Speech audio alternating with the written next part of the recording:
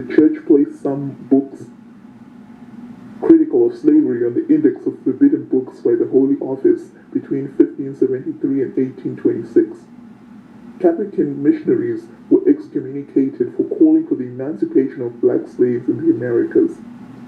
At various points, the Catholic Church would appease its followers in their conscience by trying to find a middle ground.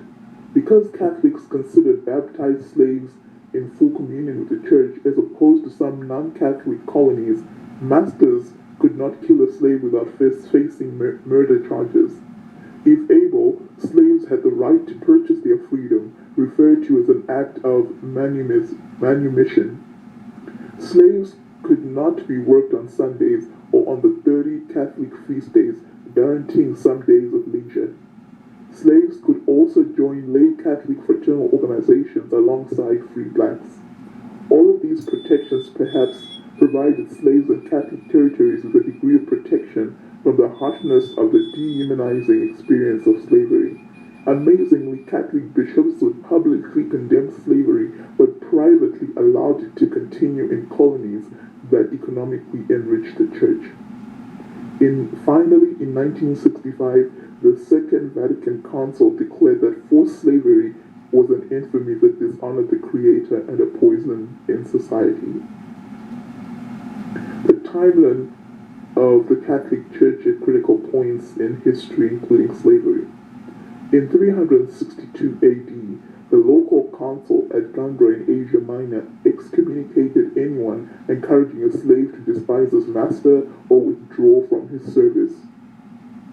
Between 354 and 430 AD, St. Augustine taught that the institution of slavery derives from God and is beneficial to slaves and their masters.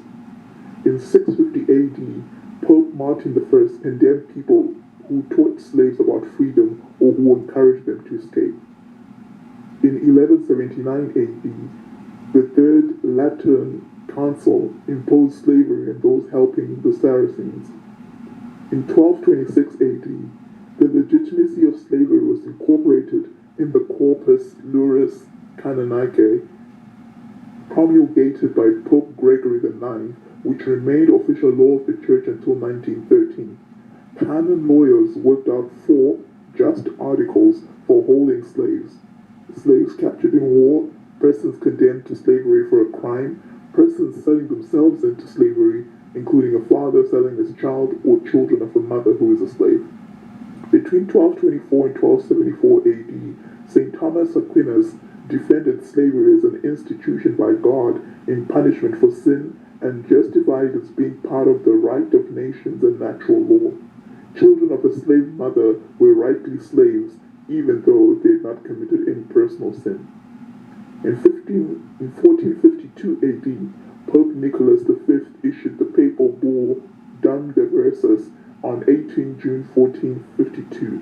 It authorized King Alfonso V of Portugal to reduce any Saracens or Muslims and pagans and any other unbelievers to perpetual slavery. In 1493 AD, Pope Alexander VI authorized the King of Spain to enslave non-Christians of the Americas who were at war with Christian powers. 1494 AD, Pope Alexander VI, in the 1494 Treaty of Tordesillas, divided the known New World between the two countries, as there was a need to locate a group to work in areas where the supply of indigenous labor was insufficient to sustain their colonies, so Spain and Portugal imported Africans. Between 1500 and 1850 AD, 12 million Africans arrived in the Americas to toil as slaves. The vast majority of these slaves worked in the Catholic colonies of Spain and Portugal. In 1548 AD, Pope Paul III confirmed the right of clergy and laity to own slaves. In 1866, Pope IX declared slavery itself, considered as such in its essential nature, is not at all contrary to the natural and divine law.